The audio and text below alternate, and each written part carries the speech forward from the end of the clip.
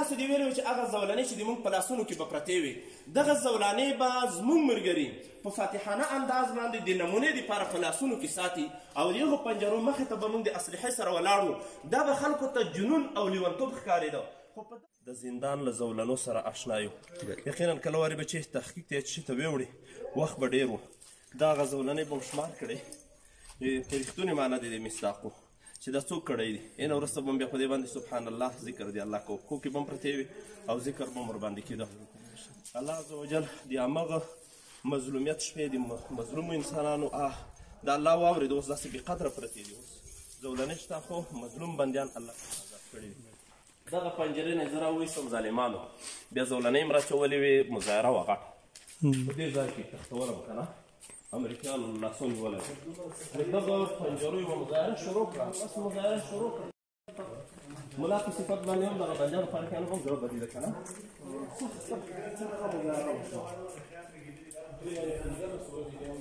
الله دې قبول کړي خدای دې اوس موږ ته د شکرې توفیق راکړي دا داسې د شکر ځایونه دي چې اوښکو په ځای الله ته وینې توی کړو که هغه وخت کې موږ چاته داسې ویل چې دې وخت به موږ داسې راځو موږ به په خلاصو پښو باندې دلته ګرځو او دلته به ظالمان نه یي موږ به ګرځو سبحان الله هغه ځینو ملګرو سره سلاوي دي سلا به راسره یي الله اکبر یعنې دا بیخي محاله خبر بلل کېده که په ترجمه کې به د الله د نصرت آیتونه و چې ان تنصروا الله ينصركم ويثبت اقدامكم ولا ينصرن الله من ينصره نو دغه آیتونو کې به هم چې دا ورته وي چې انشاءالله دغه پنجرې به ماتېږي او د دې په ځای به الله عز وجل همدغه مجاهدین په همدې ملک حاکم کوي ځینې داسې کمزور عقیده والا بندیانو به یې دا ګوره دا د امریکایانو وتلو دغه مابسونه ماتېدل دا بیخي ناشوني دي یعنې الله موږ ته خپل قدرت داسې وښودو چې کافر باید مسلمان شي په اسبابو باندې خو موږ دوی ماتولی نه شول الحمد لله الذي نجانا من القوم الظالمين والصلاة والسلام على سيد الأنبياء والمرسلين وعلى آله وأصحابه أجمعين أما بعد فأعوذ بالله من الشيطان الرجيم بسم الله الرحمن الرحيم وقال يا أبت هذا تأويل رؤياي من قبل قد جعلها ربي حقا وقد أحسن بي إذ أخرجني من السجن وجاء بكم من البدو من بعد أن نزغ الشيطان بيني وبين إخوتي صدق الله العظيم الحمدلله ملګرو که الله عز وجل ته د اوښکو په ځای وینې توی کړو که خدای عز وجل ته د اوښکو په ځای باندې وینې توی کړو د الله عز وجل د دې عظیم نعمت شکر به ادا نه کړی شو چې هغه زندان چې د وحشتونو او د کړاوونو ځای و دغه پنجرې که یوې خواته د قرآن عظیم شان په تلاوتونو باندې د وخت حفاظ کرامو د وخت علما کرامو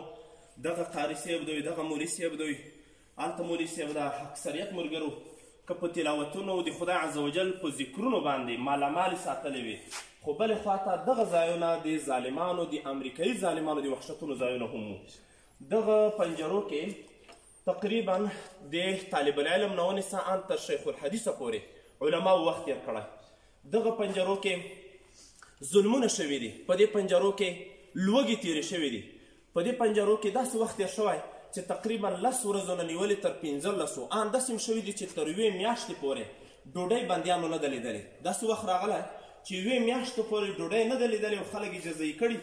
او یو رقم ته خوراکو د فوډ لوب په نوم باندې دا به یې بندیانو ته ورکاو چې یوازې به دومره و چې بندي له مرګ نه رابچي فوډ لوب داسې یو خوراک و چې د بدبویۍ نه او د بېخونده منظر له لاسه هغه خوړل کېده نه داسې یو شی و داسې خوراک به دلته ورکول کېده دغه ځایونو کې بندیانو ته زولنې وراچول کېدې دغه ځایونو کې زهریله ګازونه په بندیانو باندې استعمالېدل داسې صحنې موږ ته یادې دي چې په دې پنجرو کې ولایتي تبدیلي کېده یعنې دې دپاره چې د هر ولایت خلک جلا جلا کړي نو هغه تبدیلي هم د دوی په داسې انداز باندې وه چې ظالمان راغلل لکه په یو چا باندې چې په کور باندې چاپه اچوي زغرې اغوستي اوسپنیز خولونه اغوستي دي لکه لیوان په یوه پنجره باندې به 80 نفره کسان ورننوتل برسېره به یې ګازونه ورباندې پاشل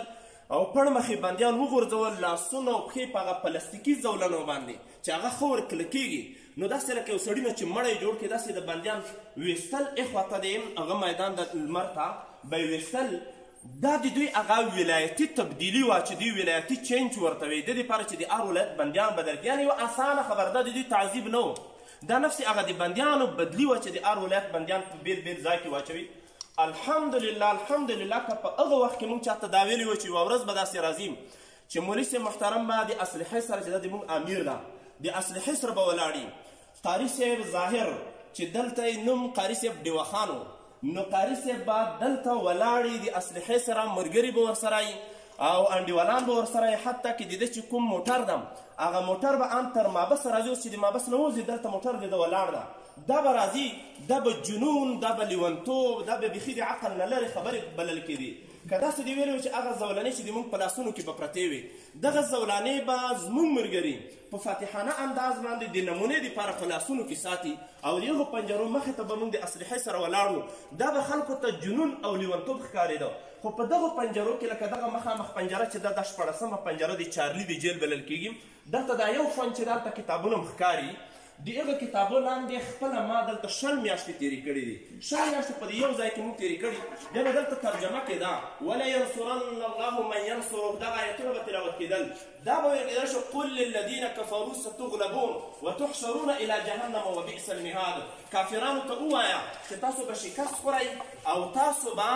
په دنیا کې شکست خورئ، د قیامت په ورځ به هم الله ور د جهنم ته راټولوي. هغه وخت هم زموږ دغه عقیده وه. کله به چې بندي ته قید ورکړل شو موږ به ورته وایي د ملګرو به هم دا وي دومره کالونه چې دا دوی یادوي دومره به دوی بقا لري. څارنوالانو قاضیانو به په موږ پورې خندل، خو موږ به د الله په دې ایتونو باندې عقیده وه قل للذین کفروا ستغلبون، زر د تاسو به شکست خورئ، خامخا به تاسو شکست خورئ. هغه ورځ الله راوسته چې په پنجره کې موږ کومه عقیده په الله باندې لرله، الله عز وجل هغه پنجرو مخې ته موږ درولي یو. هغه د یوسف علیه الصلاة وسلام چې د جیل نه کله راووت، نو هغه آیت کریمه چې ما تاسو ته تلاوت کړ، د همغه آیت کریمه مصداق الله موږ هم وګرځولو. حضرت یوسف علیه السلام خپل پلار ته وی یا ابتې، ای زما پلاره، ای زما پلاره، هغه خوب چې ما لیدلی و هغه الله رښتیا کړ. هذا تأویل رؤیای من قبل، دا تفسیر او تعبیر د هغه خوب ده چې ما لیدلی. په دې جیلونو کې به ملګرو خوبونه لیدل چې الله به فتح راولي. په الله قسم ما ته اوس هم یو خوب یاد ده چې په هلیکوپټرو باندې سپین سپین بیرغونه راځړېدل، چې چاته به وایي چې داسې وخت به راځي چې هلیکوپټر به وي بیا به له دوی نه سپین بیرغونه راځوړندي. نو په هغه وخت کې چا بیخي منل نه، همدغه خوب هم نن ولیده. هلیکوپټرو ویډیوګانې وشوې چې سپین بیرغونه له هغې نه راځړېږي چې کوم څه موږ په خوبونو کې لیدلي وو، دې زندانونو کې هم چې لیدلي وو الله عز وجل هغه په موږ باندې ولیدل. او یوسف علیه السلام دا ورته وی وقد احسن بي اذ اخرجني من السجن. خدای ته هم ناشکر ما کې ای ملګرو، الله ته شکریا ډېر ادا کړو. خدای ته هم ناشکر ما کې 2 رکعته که چا نه یې کړي صلات شکر دلته وکړئ. یوسف علیه السلام وقد احسن بي، یقینا الله په ما احسان کړی، اذ اخرجني من السجن، چې زه له جیل نه راویستلی یم. یوسف علیه السلام تنها له جیل نه راونوت، د جیل سره سره فاتح الله راوویسته، عزیز مصر الله وګرځاو. زموږ دغه ملګري هم الله د جیل نه راوویستل. دا مولوي صاحب اوس د بدري لښکر، دغه مولوي صاحب په بدري لښکر کې چې بدري لښکر هغه هیښ کوونکې قطعه ده، هغه بدري قطعه چې نړیوال د دوی هغه فعالیتونو ته حیرانه دي، یوه ښایسته مجهزه قطعه ده. د هغې قطعې الحمدلله امیران دي دغه مولوي صاحب صلاح الدین، دغه قاري صاحب محمد ظاهر، الحمدلله دغه د دې زندانونو هغه سختۍ او کړاوونه دوی لیدلي، نن الله راویستلي او دغه زولنې د دوی په لاسونو کې خلاصې، د موږ په لاسونو کې دا ښکاري. دا د الله عز وجل عظیم فضل دی. د یوسف علیه الصلاة وسلام هغه مصداق موږ هم وګرځولو وقد احسن بي اذ اخرجني من السجن، وقد احسن بي اذ اخرجني من السجن. الله موږ باندې احسان وکړي چې موږ له جیله راوویستو، او جیل نه راویستنه هم په داسې فاتحانه انداز کې دي چې دلته به د ظالمانو کاغ کوغ وو، دلته به چیغې او نارې وي، بندیان به یې خوبونو ته نه پرېښودل. نن دغه جیل خاموش ده، نن په دې جیل کې هغه مظلوم بندیان، هغه غازیان مجاهدین چې موجود وو هغه نه نشته. لله الحمد چې الله عز وجل په موږ باندې داسې حالات راوستل. نعره تکبیر، الله اکبر، نعره تکبیر، الله اکبر. یوه خاطره که خبره اوږدېږي نه زه تاسو ته بیانوم، که دا تاسو خبره اوږدېږي نه، دغه ولایتي بدلون چې کله کېده چې کله د هغه ځای نه موږ راوستو د لاسونه راتړلي، ته خو ورسره یې قریصیب که نه وې دې پنجره کې وې راسره که نه، نو دغه پنجرې ته یې راوړو، بیا داسې راوړو لکه نوي چې نیولي وو. عمري صاحب محترمه را یې وړو، بیا د دې پنجره کې دیولو ته کېنولو، اوس چې غږېږئ به نه. مازدیګر ټیم و، نو د مازدیګر لمنځونه موږ ورته وایي چې موږ نه لمونځ قضا کېږي، موږ لمونځ کوو. وایي چې نه به یې کوئ، دومره سختي وه چې د اکثرو پنجرو نه لمنځونه قضا شول. موږ لاسونه شاته تړلي وو، نو لاسونه هم شاته تړلي وو، په تړلو لاسونو د مازدیګر لمونځ وکړو. بیا چې کله د ماښام لمونځ شو، ماښام جمع هم چې کله ودروله، نه یو عجیبه تاثیري لمونځ و، یعنې په الله قسم چې یو د کعبې شریفې او د مدینې منورې په لمنځونو کې چې کوم لذت او خوند ده، د هغه نه علاوه په هغه لمانځه کې چې ما کوم خوند لیدلی بل لمانځه کې نه و. لوڅ سر لوڅې پښې دا میدان ټول په ګازو باندې لړلی و. ډېر سخت ګازونه استعمال شو په هغه وخت کې قاري صاحب محترمه که فکر مي.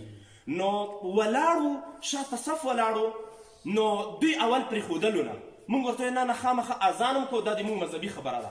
تر څو د دې قمندان راغی څه خبره ده ټوپک یې موږ ته ونیول چې بیا م ولو. موږ ورته وایو چې دا د موږ مذهبي خبره ده لمونځ هم کوو اذان هم کوو. وایي چې تاسو به شور جوړ کوئ. موږ ورته وایو چې عدم د شور نه جوړو خو خپل لمونځ دا په هېڅ صورت باندې موږ نه پرېږدو. اذان ملګري وکړه لاسونه یې شاته تړلي دي اذان کې ډېر عجیبه ښکارېده سبحان الله که دغه اذان د الله په نزد باندې قبولي. او بیا چې کله لمونځونه کېدل نو ودرېدو د غوږو ته چې لاسونه اچول نو خو شاته تړلي وو نه اچول کېدل. ډېرو ملګرو په ژړا باندې شروع وکړه چې کله هم د لاسونه غوږو ته اچول دا نه اچول کېدل شاته تړلي وو. نو لمونځ ادا شو. دلته امریکایي راغی چې دا د موږ صحنې ولیدې یعنې الله شاهد ده چې د هغې امریکایي په سترګو کې اوښکې راغلی په ژړا باندې شو. داسې موږ ته کتل او دا ګوته یې داسې نیولې وه دا څه نادر خلک دي لاندې په ګازو منطقه لړلې او د دوی سره لاسونه یې تړلي دي تور سر دي لوڅې پښې دي او د دې سره سره دوی د خپل لمونځ نه پرېږدي دا څنګه خلک دي. یعنې دا امریکایي دي موږ د دې لمانځه نه متاثر شو. خدای عز وجل ته د موږ امید ده که دغه لمونځ د الله په نزد باندې قبول یي که نه. زه وایم چې دغه یو لمونځ هم د قیامت په ورځ باندې د الله عز وجل په حضور کې کافي ده. الله عز وجل دې موږ ته د شکرې توفیق را نصیب کړي. خدای عز وجل هم د دې کبر او غرور نه لوند شوبه وکړو. زه دې ستر ننوتم که نه اوس بېرته نقشه برباره شوله هغه سرچپه نقشه شوه. ځکه دلته موږ تقریبا 20 میاشتې تېرې دي موږ ګمان دا و چې قبله دې خواته ده او لمونځونه دې خواته ولیکو. اوس بېرته داسې ذهن جوړ شو چې غلط موږ لمونځونه کوي خو چې بهر وځي بیا معلومات کېږي چې قبله دې